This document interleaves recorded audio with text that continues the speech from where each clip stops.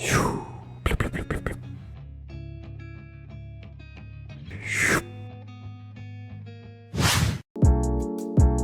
Halo semuanya, kita lanjutin lagi series besar kita yang gak kunjung selesai-selesai ini, yaitu Fantasy Art Journey. Yeay!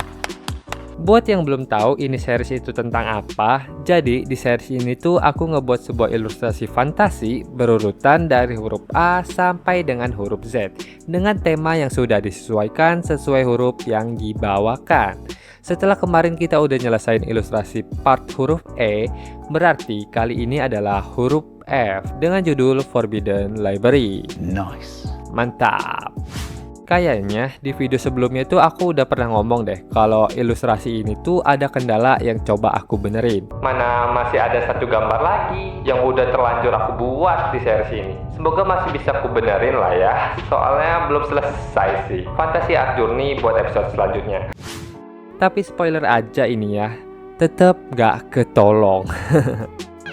Aku nyelesain ini ilustrasi itu tanggal 15 bulan Juli kemarin. Ya udah cukup lama lah ya, jadi jelas banyak kekurangan yang aku rasain pas ngedit ini video. Jadi maklumin aja ya kalau ada yang jelek-jeleknya.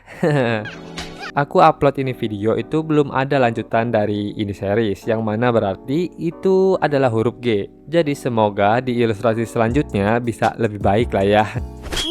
Ini karena aku masih sebel aja sama satu hal yang ada di ilustrasi kali ini yang nanti deh kita bahas. Kalau gitu kita masuk aja ke proses menggambarnya. Jadi konsep dari Forbidden Library ini sesuai namanya perpustakaan terlarang yang berisi buku-buku tentang sihir-sihir kuno yang sudah lama ditinggalkan atau disegel gitu karena ya terlalu berbahaya gitu. Dan baru ditemukan oleh kedua elf ini yang berhasil membuka segel perpustakaan terlarang ini ya. Gila, berat banget gak tuh konsepnya? Jadi ya kita thumbnailing dulu aja seperti biasa. Dari beberapa gambar ini aku suka sama gambar yang ini. Jadi ya langsung kita gas aja bikin ilustrasinya dari hasil thumbnail yang ini. Karena aku pikir ini bagus banget karena kayak ada leading line-nya gitu menuju ke arah focal point kita, yaitu si karakternya ini. Oke, jadi aku jelasin sedikit lah ya tentang konsepnya itu, dimana di bagian belakang itu, bagian backgroundnya terdapat rak buku yang melingkar gitu, seperti ini, yang dihubungkan dengan tangga dari bagian tengah aula ini yang berbentuk dom, serta terdapat berbagai buku yang berserakan di lantainya gitu, sebagai midgroundnya. Dan untuk foregroundnya berupa rak buku yang menjadi leading line mengarah ke focal point ilustrasi kali ini, yaitu elf yang sedang terbang menggunakan sihirnya. Ya kira-kira lagi explore gitulah, asik. Jadi ya dari sketsa itu kita lanjut lah ya ke bagian base color, langsung cepet aja buat ilustrasi kali ini. Saat proses ini aku tuh udah kayak overthinking parah ya. Ini gimana cara bikin bukunya yang ada di rak buku belakang ini? Karena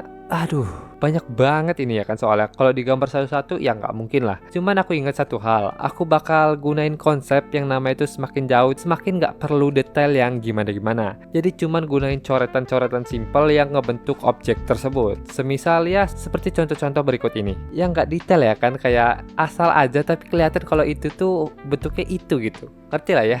Nah, karena itu kita langsung aja coba buat warnain rak buku ini. Tambahin ini kali ya. Coba kita ginikan.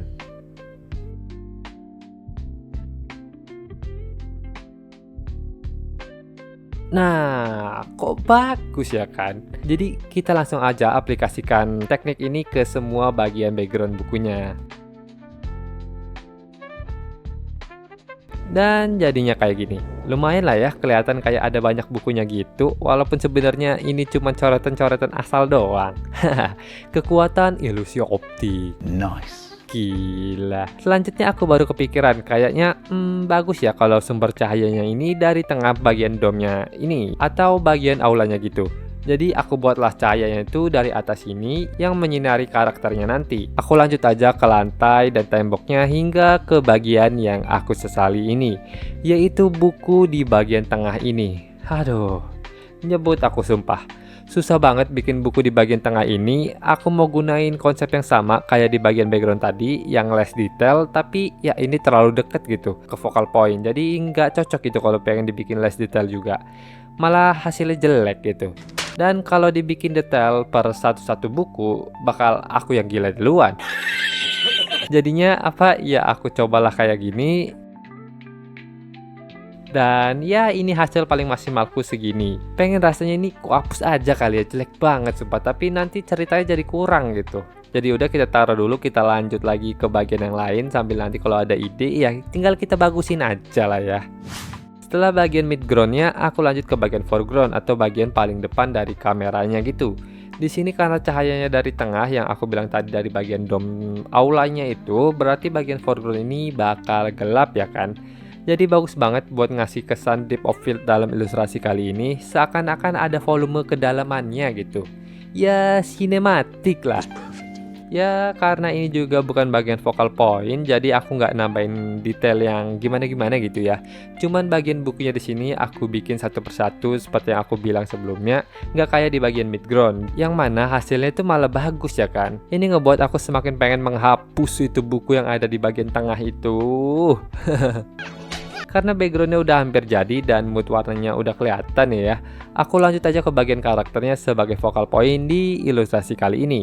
Karena kebanyakan warna di sini gunain warna coklat, seperti yang aku bilang di video sebelumnya, aku mau coba nerapin teori warna 60-30-10. Maka dari itu 60% warna dominannya adalah warna coklat di bagian backgroundnya. Untuk warna karakternya menjadi warna putih sebagai 30% warna di ilustrasi kali ini.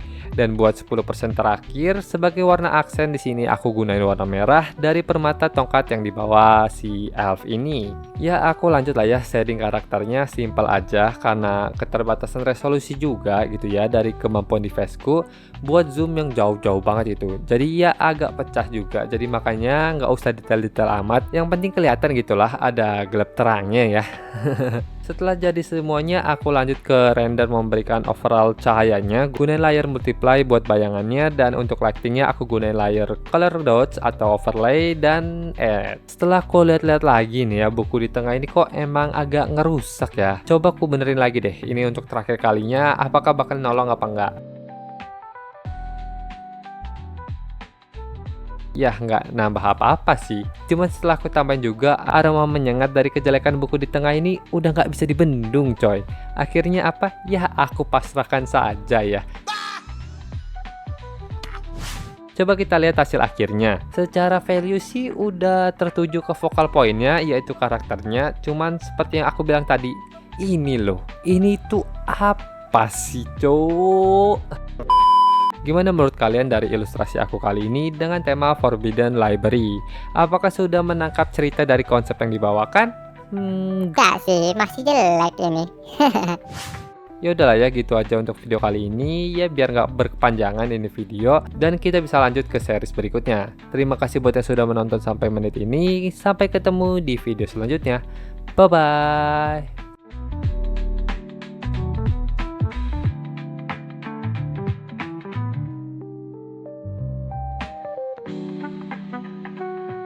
Always do it on my own, so I gotta get through it.